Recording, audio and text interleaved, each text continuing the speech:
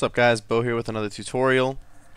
This time we're going to be discussing drums and how we can mix drums properly so that each drum has its own place and position. For this tutorial I'm mostly going to be covering the kick and the snare, considering that's those are two of the most important drums in almost any kind of music or modern music for that. But anyway, the way I'm going to be doing this tutorial is real simple. You're not going to need any samples or anything more than just logic.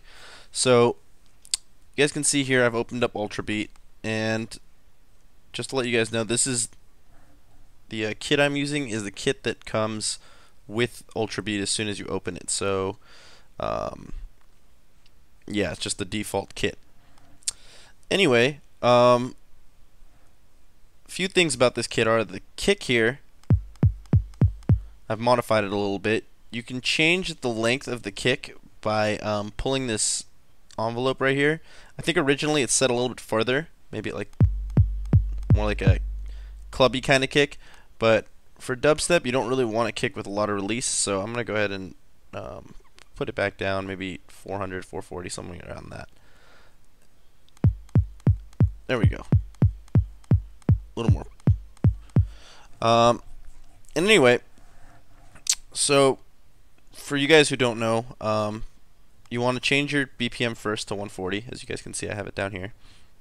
And if you click this button right here in the corner, this is what brings up the actual drum machine. Now, the way I have Ultrabeat set up here, if you go to Ultrabeat when you're assigning the instrument to the channel, you can choose multi-output. Now what this does is it allows me to route the individual hits to different channels. And this is good for a few reasons. One is it allows you to EQ and put effects on all your different drums separately, because you don't really want to EQ, like, let's say, a kick the same way you'd EQ a snare, or a snare the way you would with like a tom. So as you can see here, I've routed my kick to input 17, and 17 is a mono input. I've read a lot about mono, and a lot of people recommend mixing sometimes the kick and the snare in mono, but definitely the kick. I don't know exactly why, but I just know that it's a good idea, so that's how I've been doing it. And my kick pattern is very basic right here. Actually, let me just play you guys what I have here.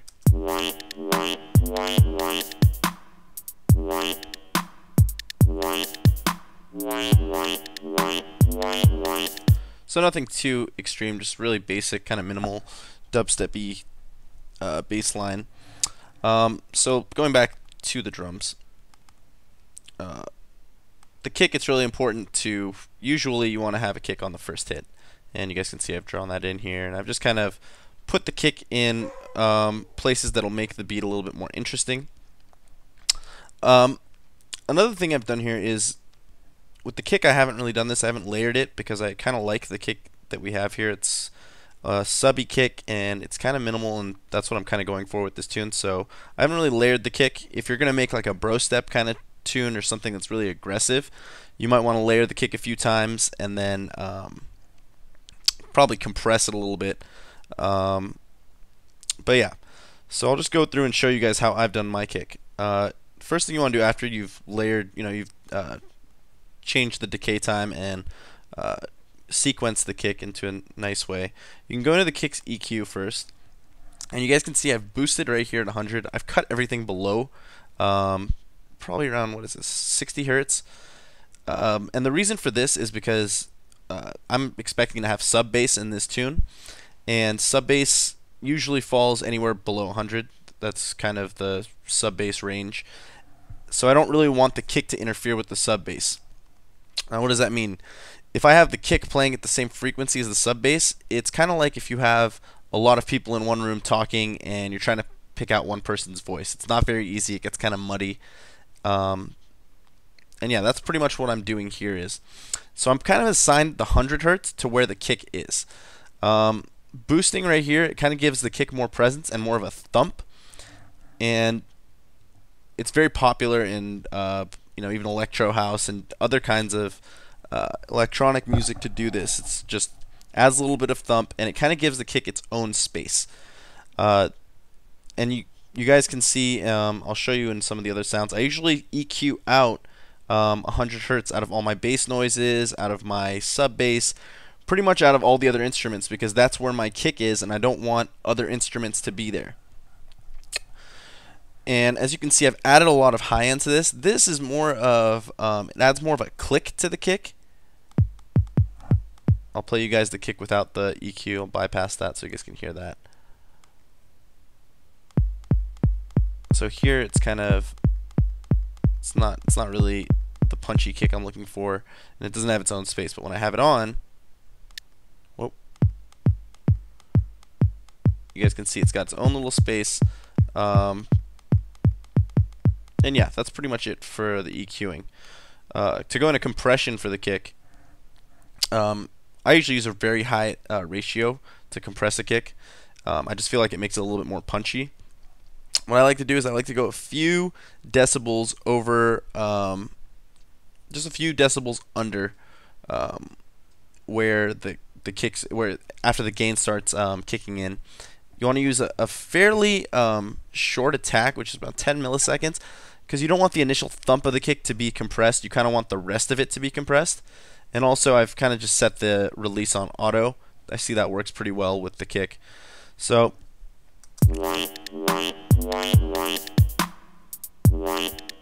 ahead and show you guys how the compressor is going to use this. If I bring this down,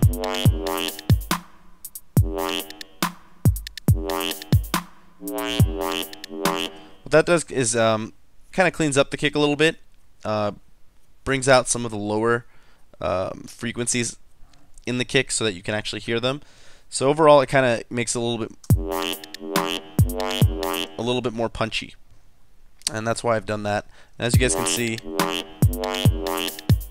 about 2 decibels of gain reductions happening. So as you can see right here, I have 2 decibels of gain added. Moving on to the snare. On this particular track, I have the snare layered. I've used the clap, the snare, and the rim shot at the same time to kind of create the snare I'm getting.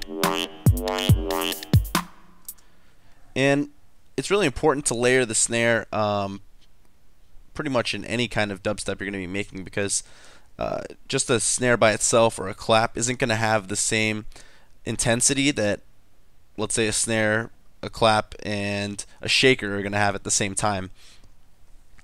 So that's why I've kind of done this, but you want to kind of be careful with this, because some noises might get drowned out by others, and sometimes a good idea is to actually route these to different channels.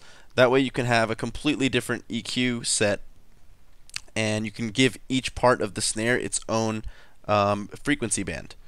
So for example, I have rim shot here.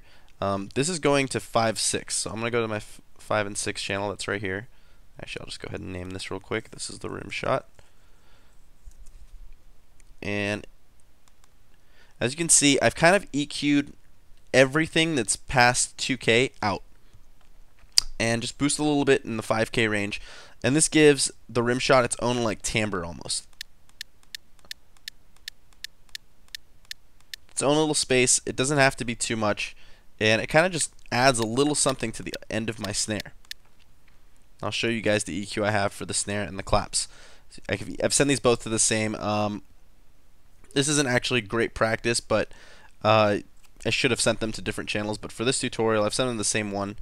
And here I have EQ'd 200 hertz up. And as you guys can see, I've kind of taken the low end out. You don't necessarily have to do this. It would be important if you have, like, let's say a kick and the snare at the same time. Then you wouldn't want your snare to have any of the low end, because your kick's kind of filling in that gap. So actually, I could probably even open this up a little bit just so the snare has a little bit more movement. But I definitely don't want to add the sub range to the snare, because the snare and the subs will often play at the same times. So I've boosted around 200, and I've boosted a little bit around 1K. This is for the clap more, and this right here is more for the snare I have. So I have this snare noise, and then I have a clap.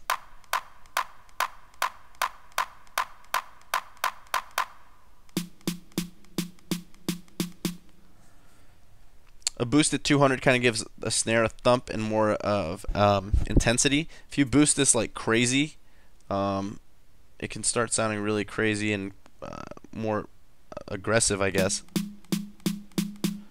Not particularly with this sound, but if you layer a few snares and then boost a lot at 200, that's also a very powerful technique you can use.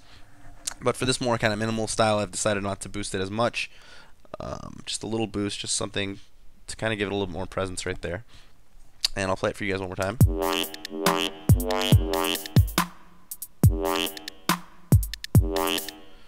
Alright, so we've gone over the kick and the snare. For the other hi-hats and stuff, like I was saying with the kick and the snare, you want to send these to their own individual channels if you can. Here I don't have any other ones sent. They're kind of all going through the main just because I wanted to add a little bit more movement for the tutorial. But these are already actually pretty good on volume too. Like if you just play them without really doing much to them, they kind of sit in the right places. But in general, I like to send these to their own outputs and EQ them and compress them individually. Last thing I'm going to show you guys is something I'm doing with the synth here. Since my clap and the bass are kind of playing at the same time in certain points, as well as the kick drum, I have to EQ the bass out. I have to EQ those elements out of the bass so that the bass doesn't conflict with them. So first, you can see here I've kind of cut everything on this bass since about 200 hertz. My mid-range bass is going to sit right here in this little open gap. I'll have a sub bass that will usually be layered with it, and I'll have it in this area. And here I've kind of dipped because this is where the snare or the clap part of the snare is hitting. And if I were to just leave this out, if I were to bypass this,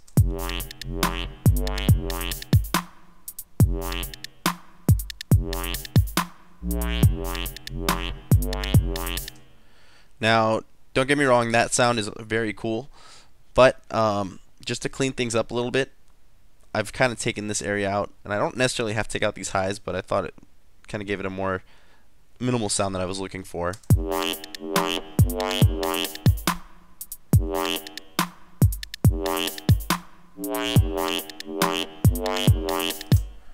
And no matter how I play this sound, it won't conflict with the other drum noises. Whether I put it right when the kick hits, right when the snare hits, it's always going to have its own place, and that way the snares are going to come out, the drums are going to sound better, and your instruments are going to sound better also. So that's pretty much it for this tutorial. If you guys have any questions, go ahead and just comment, leave them on my page. I'm almost at 100 subscribers, so I plan on doing something special when that happens. And just check back on my page and I'll let you guys know about that. And hope you guys enjoyed this tutorial.